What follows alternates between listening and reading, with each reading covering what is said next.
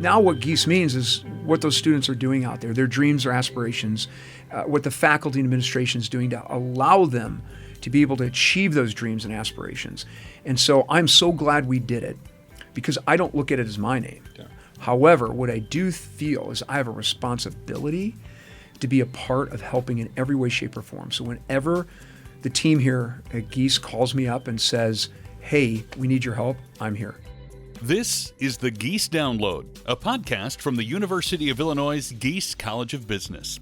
I'm your host, Tim Sinclair, and today we're talking with Larry Gies, founder of Madison Industries, 1988 Illinois graduate in accountancy, and the namesake of the Gies College of Business. Larry has always had a passion for making a difference in the world, but as you'll hear, it took plenty of time and life lessons to turn that passion into reality. I had a very narrow view of the world. I grew up in a very small town. I'd never been on a plane. I had maybe been to 3 or 4 states. I'd never, traveled east of the Indiana-Illinois border. I literally had never been in a building over, 4 or 5 stories. In fact, my first dorm room in Champaign, which was like the 7th, 8th, 9th floor, was the tallest building I'd ever been in. So I had a very narrow view of the world. I was a very focused person. So if you gave me a sport to do, man, I focused and did the best I could. If you gave me a class or something that I needed to perform well, I would perform well. And if I got knocked down, I would pop back up. Yeah. I just always would. I worked very, very hard. I held jobs from dysfunctional ages, very young. When I was in 3rd grade, I made the Little League team. And I told my dad that night, hey, I made the Little League team. He says, that's great, son. I'm so proud of you. And I had borrowed a buddy's mitt. And so I said to my dad, can I get a baseball mitt? He said, absolutely. I said, great. He goes, this Saturday we'll take care of it. And I thought, what an awesome dad, right? We're going to go get a baseball mitt. Now I can really be a baseball player. And that, weekend, shows up and we walk down to a Sears catalog store. So it wasn't a true store. It was just a small little room with a little warehouse, and you walked in, you looked through the catalog, and you ordered what you wanted. We ordered a lawnmower. Right, exactly. And the whole thought was, take this lawnmower, right, and you owe me now whatever it was, $98, right? And once you've mowed enough lawns to pay me back $98, the rest is yours. That's your profit. And you can get your baseball glove. You can get your baseball glove. Yeah. So that was my first, real job. Did you expect that you would impact the world through business? Did you think it would be through service and a nonprofit? Was your mindset always, and it sounds like maybe these experiences with your dad sort of led you that direction, but... I was very focused. I worked very hard, and my father worked very hard. He spent a lot of time at work. It was a farm town, but there was one manufacturing plant in town, and that particular facility, he would drag me to that facility all the time, weekends, on breaks in the summer. So from a dysfunctional age, I was on a plant floor, probably illegal by OSHA standards today, but I would work, I would help out in any way, shape, or form I could. So I did have an interest in manufacturing. I fell in love with it, to be honest with you. I love seeing a group of people creating a highly engineered product and shipping it out. But I don't really think I thought broadly at that point about impact, to be honest with you. I just was very focused on what was in front of me. I saw something being manufactured. I thought that was really interesting. I'd love to be involved in manufacturing. That's pretty cool. And then at some point, this gentleman came along and bought the company my dad worked at in a leveraged buyout, which I didn't know what that was. Sure. And I thought, wow, you can buy companies. I just thought rich people owned companies. I didn't know you could just come in and buy them, but I guess a rich person probably has to have the money too to buy them. But a leverage buyout, the beauty of it was you didn't have to have a lot of money. You just borrowed it, right? And back then, it was pretty leveraged. So I really had an interest in manufacturing and seeing a team do something together. And then I see this gentleman buy the business. So as he kept buying businesses after that, I spent a lot of time in the companies he bought, learning from what they were doing throughout my summers of college, including, I think my sophomore year was the last year I worked at one of their businesses. But it was eye-opening to me, not just different types of businesses and what they make, but how the people interact and how they run the business, and the fact that you can have a very, very cohesive team at company A and a team over here at company B that's toxic. And I started to notice from an early age it all emanated from the leader. It was that simple. It obviously took a long time for you to get from that 18-year-old kid to where you are now. Can you, in a nutshell, say what it is that you do that your companies do now? I've tried to explain it to several people, and I don't know that I've done a very great job. So I would love to hear your synopsis of Perfect. what the company does and why you do it. Well, it's that last question, why we do it. And so I never tell people what I do. I tell them why I do it. I make the world safer, healthier, more productive. So our 25,000 people are focused on making the world safer, healthier, more productive. We all have a passion for wanting to have impact on the world. And that's one of the changes that happened over time is I became very focused on having impact on others and having more of a mission-based business. Our culture really never changed over the years. Our culture is our culture. It's who we are. But why we do it really, really changed. And that was kind of an eye-opener for us. And I'll never forget the moment I was running with a group of friends from school, from graduate school. We had all gotten together and we chatted before our run about, what we were doing, what was going well, what wasn't. And I told them, I said, I'm having troubles connecting the dots to higher purpose. I love what I do. I enjoy what I do. We do really good work, but something's missing. And I kept thinking about what I want, what I need. We went for the run, and we ran by the bean in Grant Park, that big, huge, reflective bean and statue.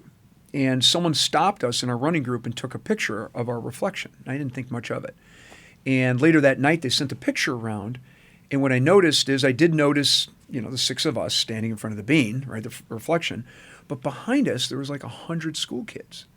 They had probably on a field trip. They were probably on a field trip. A couple buses had just let them out. And they were running around. I'm like, that's it. I keep thinking about me, but it's not about me. It's about the impact you can have on the world. And so in a Jerry Maguire moment, I got the team together and I said, hey, I think we should be more mission-based in what we do. Let's talk, we've been building this for 20 years. Let's talk about being more mission-based. But before we do that, let's really find out what's important to each of us. We can't determine where we're going to go or even pivot in a direction unless we know what that end result is. And so we all wrote our eulogies. I had everyone write their eulogy, which sounds really dark, but what do you want to be remembered for 40, 50, 60 years from now? And so everyone spent a couple hours writing their eulogy, and then we all came together and we read it out loud to each other. This is my top, 15, 16 people in the company. And what we realized is we loved what we did, but we really wanted to connect the dots to higher purpose. We wanted to build something that would outlast us. We wanted to build something truly remarkable, something that would have the greatest possible impact we as a team could have. And that was really important to us because, the eulogies talked about family and doing good things for the world, but we spent 60, 70% of our waking hours in our profession. It should be something that we're really passionate about. And so we really pivoted how we did things from that moment. I would imagine maybe some of the outcroppings of that were what led to the gift to the university with Gies. Was that in your head at the time? Did that come afterward? Great question. So I look at life as a series of experiences. And whenever I'm with the students, I always talk about don't think about building a career.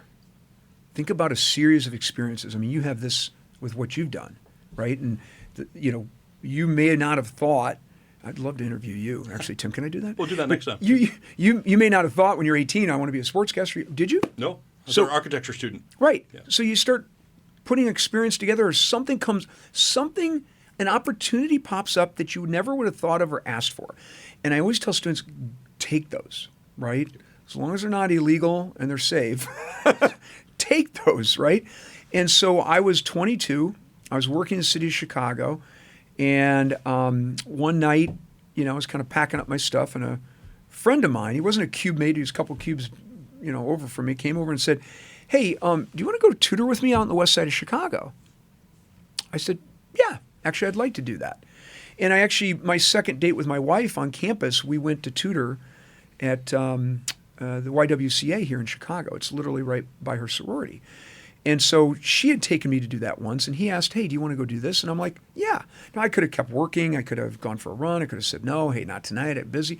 But I went, and I went out to tutor on the west side of Chicago, and I absolutely got hooked. And I kept going on the west side of Chicago, helping out with the Boys and Girls. It's the Martin Luther King unit of the Boys and Girls Clubs of Chicago. Spent a ton of time there and got really connected with a number of the kids there. One in particular that I tutored and helped and so on and so forth, and he was a fifth grader. And I'll never forget it. A couple of years later, I'm driving to the Boys and Girls Club, and I'm like a block away, and there's a crowd that is formed. And back in the 90s, that was usually something happened. It was gang related. And I stopped my car, and I could hear people sobbing, crying, or screaming. And I walked in the crowd, and I saw this boy that I tutored. And that day I said, my tutoring's great, but I've got to do something more for these kids. I have to find a way for them to get out of material poverty, because they were in material poverty, and it was a cycle of material poverty. And how could I help? The only thing I could think of was education, right? That's kind of the equalizer. It levels the playing field. And so I went around Chicago to talk to everybody I knew that had some cash, and got turned down by everyone. In fact, one of the gentlemen, like the last meeting I had, and I literally went into the meeting, I'm like, I've got to close this one, right? And I sat down, and I gave the best, most impassioned chat I've ever given in my entire life. And he leaned forward and he said, kid, you're wasting your time. And I just thought about, that child who had lost his life there. And I thought about the other kids who, were in this cycle. And I just thought, no, I'm not wasting my time. And so this educational component, which started here on campus with my wife taking me on her second date to the YWCA, and then this Chip Pettengill was the gentleman's name who got me to go tutor that first night. That all led to me wanting to do more for education. And now it's not like the movies, you have this aha moment. So we didn't define it this way then, but we talk about, and you'll hear Jeff Brown talk about it too. We want to democratize education. We want to level that playing field and give everyone an equal opportunity, not only for that great education, which changes their life and the trajectory of their life, but it changes the trajectory of that family forever. And we want it to be blind to everything. We don't want it to go to certain type of people. We want it to be blind. We want to give everyone an opportunity. I think a lot of times when there are large gifts to universities or other nonprofits, they're kind of quiet donors. A name might be on a building or on a sign somewhere, but then other than front row seats to the theater or whatever, you don't see them or hear from them very often. You have been the opposite of that in every great way possible. Was that intentional on your part as well? Just your heart for kids going, I'm not just going to make it possible, I'm going to help lead that charge? I'd rather do a few things really well than a bunch of stuff. Our goal was never to put our name on this. If you asked, even today, you asked Beth, my wife, should we have our name anywhere on here? She'd say, oh, no. I don't want that publicity. Yeah. But I had really a goal of bringing the University of Illinois College of Business to the level I thought it was capable of and the level I thought it should be recognized as. If you think about the professors, the curriculum, the engagement we have with the other colleges here, that Midwest humble we have here, I just saw this huge opportunity. So I was already bought in. I was already going to work with Jeff and the team here. And Rob Metzger was key to this too, because I started chatting with Rob Metzger about this and said, look, there's a lot of my kids' friends who aren't even applying to University of Illinois, either because they can't afford it, they don't think they can afford it, or they don't understand the type of school we have here. So how do I help out in some way, shape, or form? Jeff and Rob said, hey, one day they came in and said, hey, we want to put your name on the building. I said, that's not an option. No, absolutely not. Not interested in that. You already have my money. Let's get someone else's name on the building, and we'll go get some more money, right? Let's leverage that in a different way. And what ended up happening is the name was put on the building, and I got some really good advice from Brian Richards, who's also an alum here, a good friend of mine, someone I work with often in Chicago. And Brian said, Larry, just so you know, it's not going to be your name. It's their name. It's the students, the alumni, the teachers, the faculty. They will define what that means by the impact they're going to have in the world. Those are my words, but I took from what he said and took it to the next level. And he's right, because now what Gies means is what those students are doing out there, their dreams or aspirations, what the faculty and administration is doing to allow them to be able to achieve those dreams and aspirations. And so I'm so glad we did it, because I don't look at it as my name. Yeah.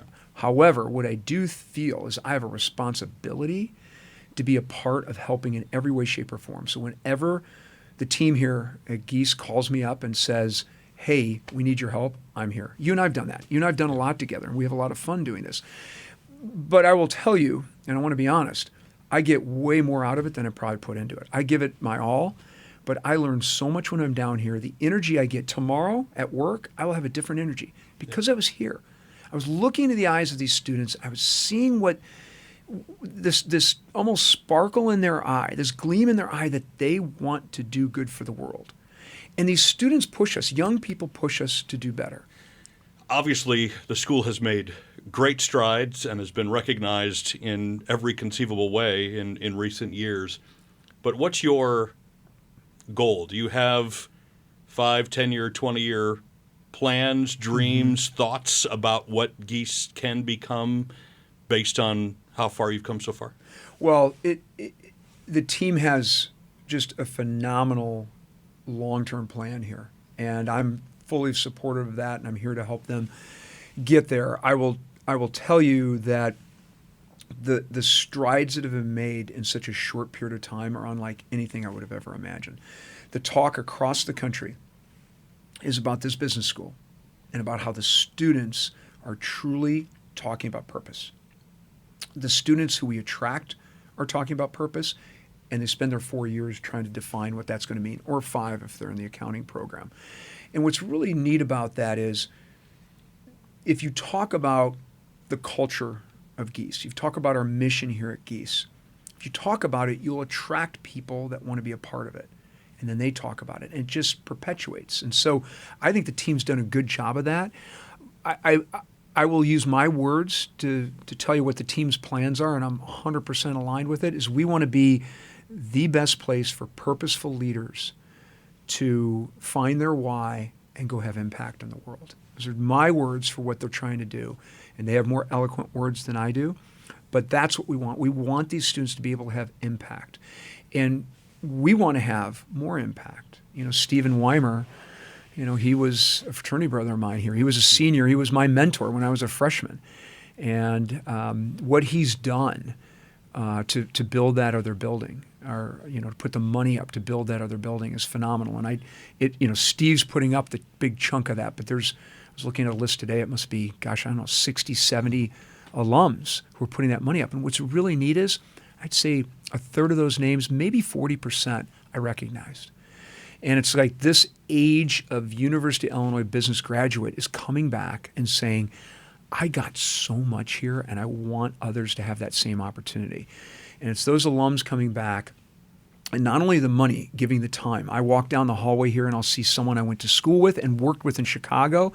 They've retired, or they've taken a sabbatical, and they're teaching down here at school. It's that giving back that's so beautiful. I think if we continue to invest, and we continue to have these alums come back, give money and time, especially time, we're going to really be able to achieve that mission of helping students have impact and helping more students have impact. How do we scale this beautiful thing we've built so far? So I don't know that there is a typical day for someone. People ask me this question all the time. I don't really have one, but for you, when you get up in the morning, you start with what? The one thing I don't do is look at screens. And this is something I've worked a lot with the students here too, and I'll ask them, we'll have 300 people in Deloitte, right, auditorium, and I'll say, what's the first thing you do in the morning? And everyone says, my phone. And I said, tomorrow morning, don't do that. And they're like, well, we can't do that. I said, well, just don't. And just go a minute. and build on that each day. And when you get to 30 minutes, now you've carved out some time for yourself. In that 30 minutes, you can go for a run, you can write a poem, you can journal, you can think, you can do whatever, call your family, do whatever you want, but do something other than that screen. Because once you open that up, you're now on someone else's schedule. Someone's now telling you what's most important. I tell this to our teams at work too. And we actually have an exercise every few weeks. We say, hey, on Tuesday, first 3 hours a day, don't open your email. Because what it forces you to do is say, what is most important to get done? And usually that most important thing is the big, hairy problem that you don't want to deal with. Yep. And so what we try to push is focus on the most important thing you can do that's going to have, some effect on others, that's going to move the needle. It's the idea of tyranny of the urgent. Right. You tend to, the urgent things get moved to the top rather than the 100%. important things. And someone's defining what's urgent for you when you do that. You met your wife here at the university. Your second date was at the Y doing tutoring. Yep. I'm curious either what the first date looked like or how you guys originally met. How did that connection happen? So my roommate actually was going over to go see his now wife. And so we went over to where she lived, and out walked Beth. And I literally looked at Beth and I'm like, who is that? And I literally said that to my roommate. And he says, oh, that's either Beth or Sally Georgia. They were twins. Oh. He says, Beth or Sally Georgia. And I said, wow. And Beth, as she tells the story, she says she asked her sorority sister next to her, who's that? So, it works out well. Yeah, Sure. not Well bad. done. But I didn't know if it was Beth or Sally. But I knew that, wow, that person, caught my eye. And literally that evening at our fraternity, we had an event, and I thought it was she, her twin, right? And so I saw her and I said, are you Beth or Sally? And she said, Beth. I'm like, okay, because I thought with one question I can figure this out, but I asked the wrong question. Question should have been first, were you walking out of your... So once I said, are you Beth or Sally? And she said, Beth. I'm like, now I have to ask two questions. Right. Were you the one walking out at 3:30 today in the afternoon? Right. And she said yes. And we started talking, and the rest was history. Any takeaways, fun stories, experiences that immediately jump to mind when you think of your time on campus as a student? Well, again, it's all about experiences, and things happen for odd reasons. But I was dating a wonderful woman here on campus. This is before I met Beth. And so I think I was a sophomore. And one of my friends had alerted me that someone was going to ask her out on a date. And this someone worked at WPGU, the college radio station. She worked there too, and she actually worked for this guy, and this guy was going to ask her out. And Tim, you can look at me, man. I'm a lover, not a fighter, right? So I had to figure out, how do I stop this from happening, right? It wasn't going to be with physical force, is what you're saying? No. So I didn't know what to do. And the next morning I wake up and I'm downstairs eating breakfast, and I'm flipping through the Daily Illini newspaper, and I see this ad. One student representative wanted for the Illini Media Company Board of Directors. The Illini Media Company Board of Directors. I'm thinking, what's the Illini Media Company? It's the Daily Illini newspaper. It was the Illio yearbook. It was the engineering magazine, and conveniently WPGU. Yeah. And I'm like, aha, I can do it with my brains. So in my infinite wisdom, I've never said that line before in my life. I'm glad you have that opportunity. In my infinite wisdom, I thought, I get on the board, I get this guy fired, and I can stop the date, right? This is crazy, illogical, and very roundabout thinking. But I love it. Yeah. But here's what happens. So I get on the board. So I get selected. I get on the board, and I got this fabulous experience in business and in governance. And the University of Illinois was being investigated by the NCAA for infractions with the football team during the Mike White years. And so the Daily Illini filed a FOIA, Freedom of Information Act, to get information from the university and publish it in their paper. And the university said, well, you're part of the university, you can't do that. And the Daily Illini said, well, actually we can, because we're not part of the university. We just happen to be a not-for-profit that rents building space from you. The university said, that's great, we need that building. So all of a sudden we need a building space. So I got this crash course at a very, very young age on, crisis management and how to build a business, but let the journalistic integrity stand. As a board, we could not tell our reporters no. And I learned so much from that beautiful experience. Unfortunately, I didn't stop the wonderful woman from taking the date with the That's gonna be guy. my follow-up question. But man, did I learn a lot. And I'm sure both you and Beth are grateful Yes. that weird plan did not work out. Amen to that. Before I let you go, you've been pretty candid in the past about sharing some of your trials and failures along the way. Do you have any that stand out particularly? My first job, which was great, it was fantastic. I had a client that was the largest client for this firm, and it was a big company. And I had an opportunity to do something very simple for the CEO of this business, and all I had to do is check a few boxes and give it to him. But I worked on it all night, and I wrote this long memo that was basically, what you've put together is not good, and here's what you should do. Basically told him his baby's ugly, right? And I honestly thought that he would call me up and say, man, you were brilliant. I want to hire you, and you're going to be my right-hand person forever. So I got this memo to the guy, and this is before email, right? So, this is like through internal mail of this large company. And within 2 or 3 hours, the two head partners were at my desk like, what are you thinking? How could you send this to the guy? So I realized very quickly that my career was short there, but it pushed me then to go do what I wanted to do. If you think about what I wrote down when I was a senior here in college, it pushed me to go do that. And that was a critical moment in my life. And I have many of those. They call it the next play mentality. You see this on the court all the time. The great shooters, even on an off night, they keep shooting. You just keep going. You never, ever stop. And I think that's something that the younger you learn it, not only is the mistake probably less harmful, but the younger you learn it and the more you get used to it, it almost becomes like, an exercise. All right, I feel really stupid today. I'm going to be really sad tonight, and tomorrow morning I'm going to feel like I don't know where I'm going to go. But by tomorrow afternoon, I'll know what to do. You almost know what's going to happen. But the first time it happens to you and the older you are, the more devastating that can seem. And I had a couple of these. I told the second guy I worked for that he should divide up equity amongst all the employees. And he said, kid, why would I do that? Right. And so then I had to start my next business. But we did that. We share equity. It's not free, right? I mean, Sure. you got to earn it, but we share equity with the team.